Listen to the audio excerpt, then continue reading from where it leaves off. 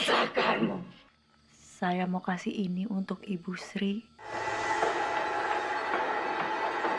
Bacaanmu sudah tidak mempan lagi, Pak Ustadz.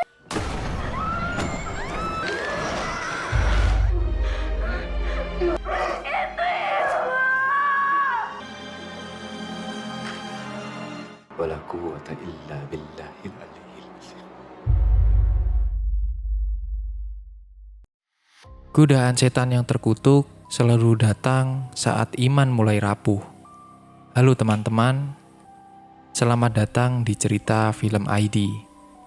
Gimana kabar kalian? Semoga dimanapun kalian berada, kalian sehat selalu ya. Di Cerita Film ID kali ini, kita masih membahas tentang keimanan yang selalu digoyahkan oleh setan, yaitu film Godaan Setan yang Terkutuk 2025. Film ini terinspirasi dari kisah nyata yang dialami oleh seorang ustadz terlibat dengan sosok jin yang mengganggu kehidupannya. Seorang ustadz ruqyah bernama Ahmad yang setelah berhasil mengusir iblis kuat dari sebuah desa, justru menghadapi teror setan yang sama di dalam rumahnya sendiri. Iblis tersebut merasuki anggota keluarganya, menguji keimanan mereka. Akankah Ahmad berhasil meruqyah keluarganya? Kita akan bahas di video ini. Film Godaan Setan yang Terkutuk diperankan oleh Doni Alamsyah sebagai Ustadz Ahmad, Poppy Sofia sebagai Ibu Sri, Azela Putri sebagai Naila, Alin Fauzia sebagai Yasmin. Daripada kelamaan, langsung saja kita ke alur ceritanya. Diperlihatkan seseorang yang tengah sholat di dalam sebuah penjara. Ternyata itu adalah Ustadz Ahmad. Kemudian cerita bermula dari kejadian 7 bulan yang lalu. Saat adzan subuh berkumandang, semua anggota keluarga Ustadz Ahmad dibangunkan untuk melaksanakan sholat subuh. Ada istri Ustadz Ahmad bernama Sri dan kedua anaknya bernama Naila dan Yasmin. Assalamualaikum warahmatullahi. Aku akan mendatangi mereka dari depan, dari belakang. Kemudian pagi pun tiba. Ibu Sri membawa sepiring singkong hangat untuk sarapan bersama suami dan anaknya. Ibu Sri bilang, sementara hanya ini untuk sarapan pagi kita. Maaf ya nak, sarapannya cuma bisa ini dulu. Terlihat raut wajah kedua anaknya yang agak sedikit kecewa. Namun pada akhirnya, mereka menikmati sarapan bersama. Barulah film dimulai. Di dalam sebuah rumah tua, ada seorang gadis yang tengah dipasung bernama Rani. Dia dijenguk oleh ibunya yang membawakan sebuah makanan. Rani merintih kesakitan. Kenapa dia harus dipasung seperti ini? Ibunya pun menangis dan bilang kalau bapaknya sedang mencari pertolongan. Karena ibunya tidak tega, dia melepas tali yang mengikat Rani. Dan tiba-tiba Rani berubah menjadi sosok iblis yang siap membunuh ibunya sendiri. Untung suaminya dan Ustadz Ahmad tidak terlambat. Mereka langsung mendobrak pintunya dan menyelamatkan ibu Rani. Namun, Rani ganti menyerang Ustadz Ahmad. Kini waktunya Ustadz Ahmad tampil untuk meruqyah Rani dari godaan setan yang terkutuk. Singkat cerita, ruqyah berjalan lancar. Keluarga Rani berterima kasih dan memberikan seamplop isi uang kepada Ustadz Ahmad. Namun anehnya, Ustadz Ahmad malah menolak uang tersebut dan mengikhlaskan semuanya. Apakah Ustadz Ahmad tidak doyan uang ya? Gak usah Pak, saya ikhlas. Lillahi ta'ala. Lanjut ke ceritanya. Keluarga Ustadz Ahmad ternyata memiliki sebuah toko pakaian. Namun, toko sepertinya sedang sepi. Terlihat pembeli hanya menawar harga tanpa membeli dagangannya. Ini mah, jadi ah. Coba lihat yang lain. Saat Ustadz Ahmad tiba di rumah, Dia disambut oleh istrinya yang terkejut karena melihat baju Ustadz Ahmad robek karena bekas meruqyah, serta anak-anaknya yang mengkhawatirkan kondisi ayahnya. Setelah itu, istrinya bertanya, kenapa menolak uang hasil ruqyah? Padahal istrinya sedang membutuhkan uang untuk kebutuhan sehari-hari, serta anak-anaknya harus membayar SPP sekolah. Nolak uang lagi ya. Penjualan yang kita jual lagi nurun. Yasmin bentar lagi mau masuk SMA. Naila juga bentar lagi kan mau lulus sekolah. Namun dengan santainya, Ustadz Ahmad menjawab agar lebih bersabar dan menyerahkan semua kepada Allah. Kita bersabar ya. Kalau kita yakin sama Allah, Allah pasti akan kasih rezeki.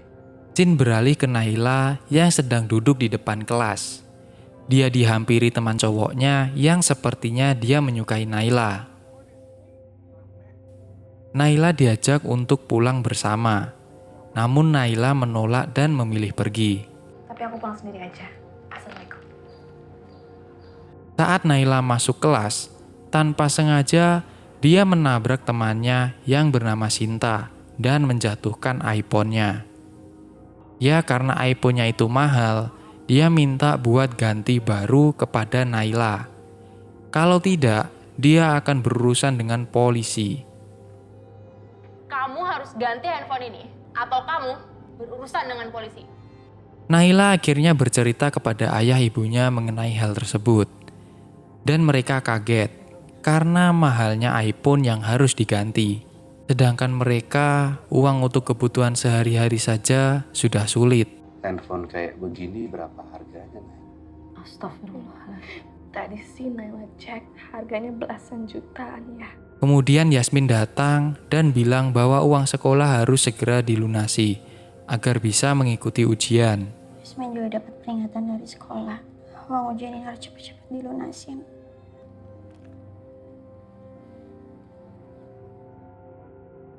Malam pun tiba.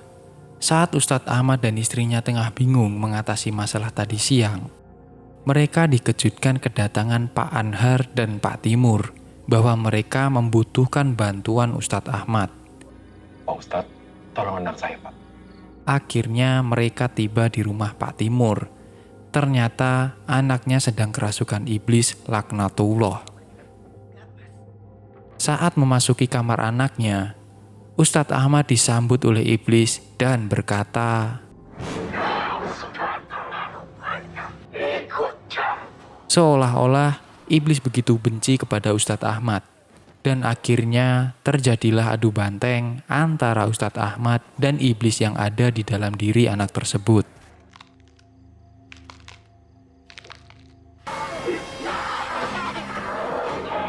Kekuatan iblis sangat kuat yang mengharuskan mereka semua harus ikut membantu Ustadz Ahmad. Saat semua ikut menahan anak tersebut, iblis berkata bahwa akan membinasakan Ustadz Ahmad dan dia juga akan menagih janji kepada Pak Timur. Entah janji apa yang jelas, Pak Timur mempunyai sebuah janji yang belum terpecahkan. Akan membinasakanmu dan menagih janjimu. Akhirnya, Ratna pun tertolong dari iblis yang merasukinya. Seperti biasanya, Ustadz Ahmad menolak uang dari Pak Timur yang membuat istrinya kecewa lagi sampai mereka berdua debat satu sama lain. Ya, tapi itu uang halal ya. Itu uang rasa terima kasih mereka ke ayah. Waktu maghrib pun tiba. Ustadz Ahmad menemui istrinya untuk berpamitan akan ke masjid bersama anak-anaknya. Jawaban istrinya hanya membahas masalah uang ruqyah yang selalu ditolak oleh Ustadz Ahmad. Cuma uang-uang hasil pemberian yang ruqyah ke ayah. Mereka bertiga pun berangkat ke masjid bersama. Ustadz Ahmad berceramah seperti biasanya. Dia membahas tentang godaan setan yang seolah-olah seperti kondisi keluarga mereka sekarang. Rusak dulu ibunya. Beri dia rasa lelah yang bertubi-tubi. Saat Ibu Sri sendirian di rumah, tiba-tiba dia kedatangan seorang tamu. Ternyata Ratna, anak Pak Timur yang bermaksud mengucapkan terima kasih dan memberikan uang kepada Ibu Sri. Saya mau kasih ini untuk Ibu Sri. Dan Ibu Sri menerima uang tersebut. Namun dalam kejadian ini, seperti ada sesuatu yang kurang beres. Ratna berlagak seperti bukan orang biasa, dan entah apa yang sebenarnya terjadi. Keesokan harinya, terlihat di meja makan penuh dengan hidangan yang enak dan lezat. Ibu Sri sangat bahagia.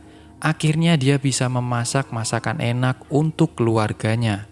Sampai suami dan anak-anaknya terkejut.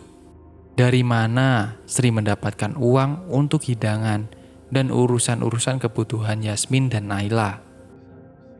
Ibu Sri berbohong. Dia mengatakan bahwa temannya Pak Sanusi memborong semua pakaian di toko. Dari situlah dia mendapatkan banyak uang. Ngeborong semua baju muslim kita ya untuk Pak Haji Sanusi sama tim travelnya. Singkat cerita, setelah mereka makan bersama, Ustadz Ahmad yang sedang berada di masjid, dia didatangi oleh Pak Anhar untuk ikut bersamanya ke rumah Pak Timur karena urusan sangat penting. Oh, Ustadz harus ikut saya. Soal Pak Timur ini, Pak. Ayo, Pak, cepet, Pak. Alangkah terkejutnya, ternyata Ratna telah meninggal karena gantung diri di dalam rumah. Tak hanya itu, Pak Timur dan istrinya juga meninggal dengan kondisi yang sama. Kondisi mereka berdua begitu mengenaskan.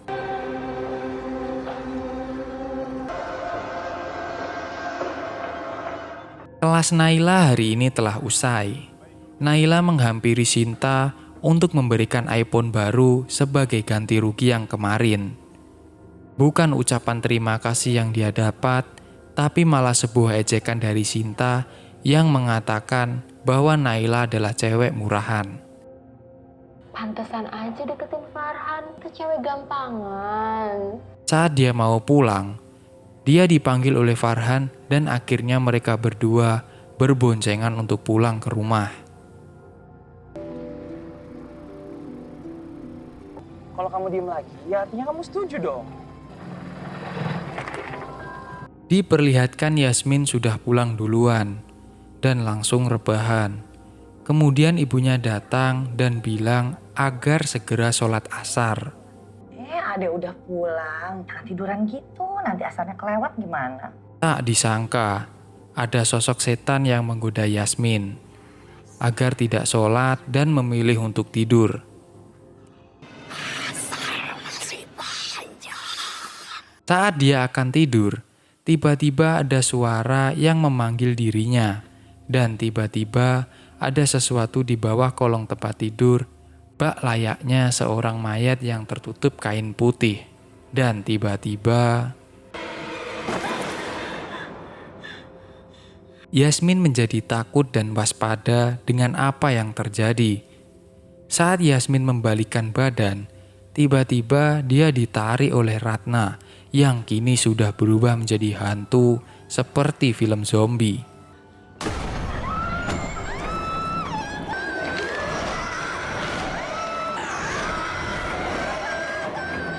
Yasmin hampir kehabisan nafas karena cekikan dari hantu tersebut. Tapi ibunya untung segera menolong Yasmin dan Yasmin pun akhirnya bisa tenang. Malam pun tiba. Ibu Sri menceritakan kejadian yang menimpa Yasmin tadi siang kepada Ustadz Ahmad. Namun Ustadz Ahmad sepertinya tidak terlalu memikirkan hal itu. Justru dia menceritakan nasib keluarga Pak Timur yang mati mengenaskan. Ibu tahu Pak Timur? Iya. Pak Timur dan istrinya meninggal 2 hari yang lalu. Ibu Sri sangat terkejut. Kalau semua orang meninggal, lantas kemarin yang memberikan uang kepada Bu Sri itu siapa? Kasihan. Sin beralih ke Naila yang sedang duduk di kamar. Ternyata sedang menunggu Farhan. Tiba-tiba dia dirasuki oleh setan yang bermaksud agar tidak usah memakai hijab. Farhan yang melihat bodi Naila begitu seksoi, dia sangat tergoda dan akhirnya mereka keluar diam-diam melalui pintu jendela. Tak disangka mereka berdua ternyata menuju hotel dan tahu sendiri kan endingnya. Pagi pun tiba. Yasmin memanggil kakaknya mengajak berangkat sekolah bersama. Namun tak ada jawaban. Di dalam kamar, ternyata Naila sedang dirasuki setan lagi dan kini semakin menjadi-jadi. Dia menggunting rok panjangnya dan tiba di sekolah dia tampil begitu beda dari biasanya yang membuat satu sekolahan menjadi heran.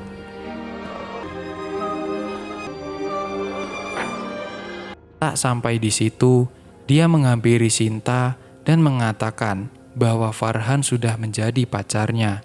Jadi jangan coba-coba untuk mengganggu.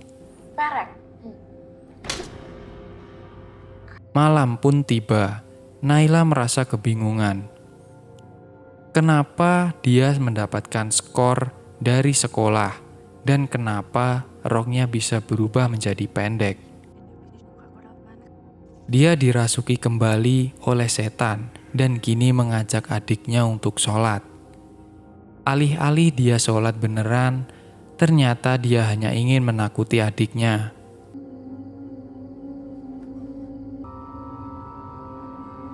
Setelah sujud, posisi Naila malah berlawanan dengan Yasmin, dan Naila juga malah menyakiti adiknya sendiri. Ternyata itu adalah khayalan Yasmin, karena saat ayah dan ibunya datang, semua seperti normal-normal saja. Akhirnya Ustadz Ahmad mencoba untuk merasakan apakah ada setan di rumah ini. Anehnya, kenapa Ustadz Ahmad tidak bisa merasakan setan yang ada di tubuh Naila, padahal dia sangat kelihatan aneh. Ustadz Ahmad mencoba untuk membuka mata batin Yasmin, agar dia bisa menunjuk di mana setan itu berada. Tak disangka, dia menunjuk kakaknya sendiri, dan Ustadz Ahmad tidak percaya.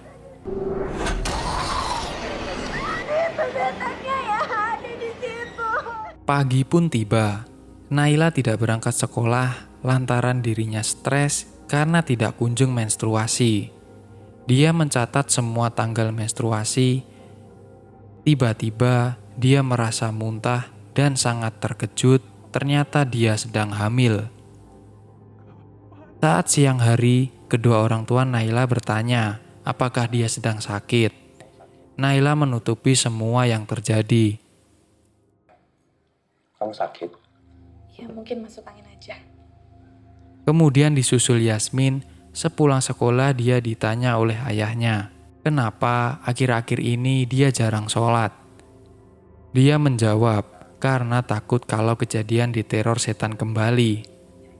Ayah perhatiin kamu sekarang jarang sholat. Kenapa, nak? Yasmin takut setan itu gangguin lagi ya.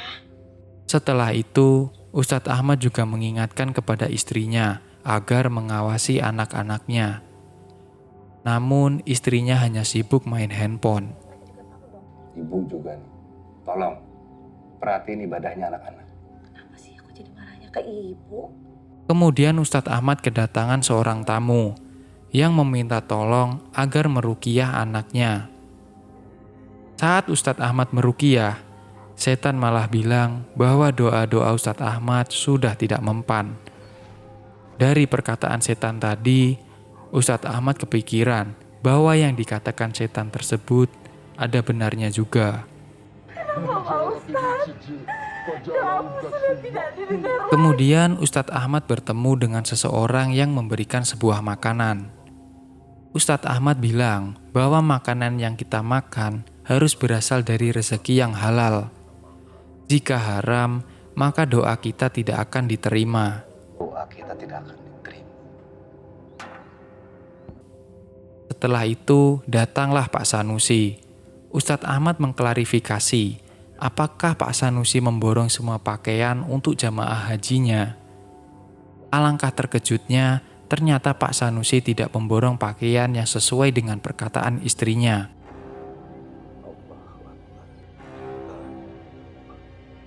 Ustadz Ahmad akhirnya pulang dan menemui istrinya dan marah karena dia telah berbohong. Saat tengah pembicaraan mereka, tiba-tiba Naila tidak sadarkan diri.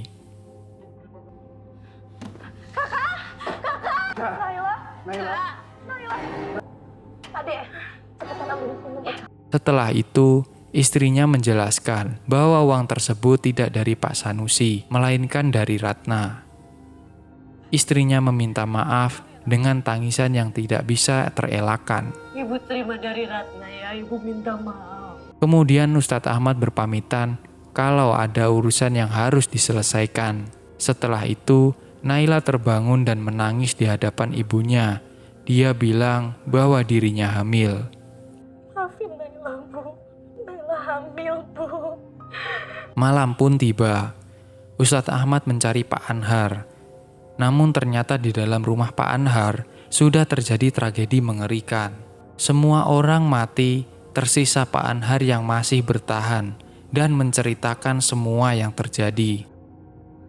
Awal Pak Anhar bekerja kepada Pak Timur, ternyata Pak Timur adalah seorang pelaku ritual pesugihan dan akhirnya dia terkena imbasnya. Keluarga Pak Timur mati semua. Tak sampai di situ, keluarga Pak Anhar juga telah ikut memakan uang sesat hingga akhirnya kini Pak Anhar harus ikut terkena imbasnya.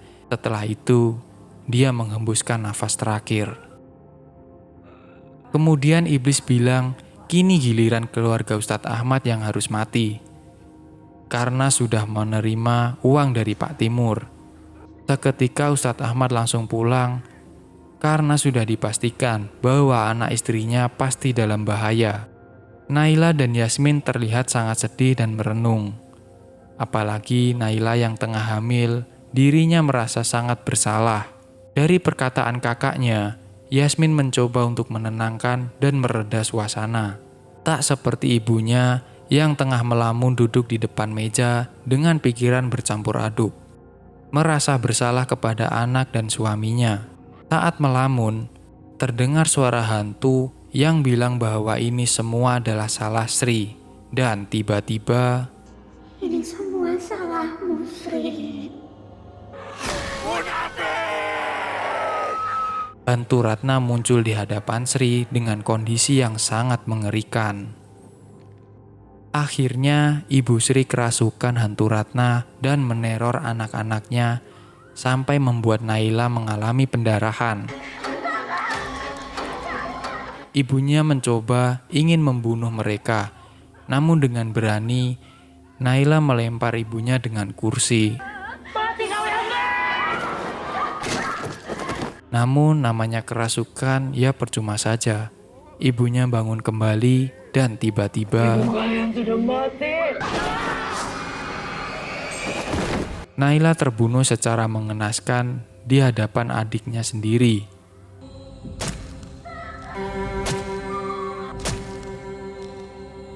Kemudian beralih ke Yasmin, kini ditusuk oleh ibunya.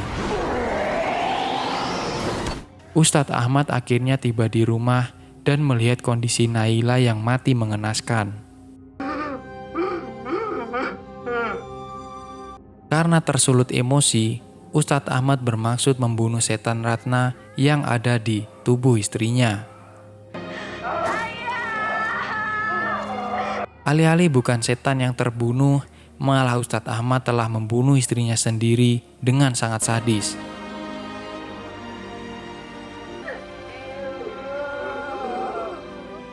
Karena peristiwa tersebut, Ustadz Ahmad harus divonis selama 20 tahun.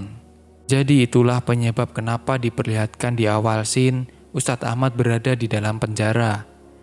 Kemudian Ustadz Ahmad dipanggil oleh petugas bahwa dia kedatangan seorang tamu. Ternyata Yasmin yang ingin bertemu ayahnya. Dia ingin melihat kondisi ayahnya sekarang. Yasmin bilang bahwa kini dia sudah SMA dan masuk di hari pertama. Tangis pun tak bisa dipertahankan. Ayahnya meminta maaf kepada Yasmin karena sudah membuat keluarga mereka hancur. Ayah minta maaf ya.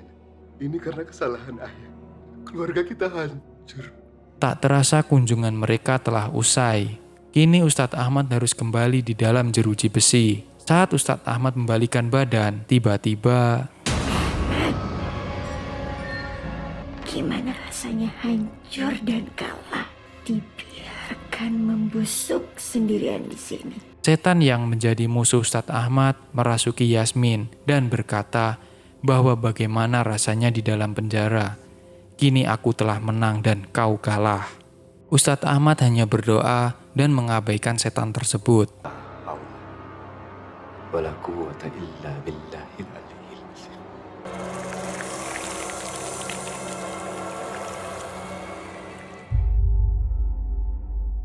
Berakhir alur cerita film Godaan Setan yang Terkutuk. Bagaimana guys? Film ini penuh dengan pesan moral bukan? Jadi cerita intinya begini. Ustadz Ahmad adalah seorang peruqyah dan dia dibenci oleh setan karena selalu menghalangi untuk mengganggu manusia.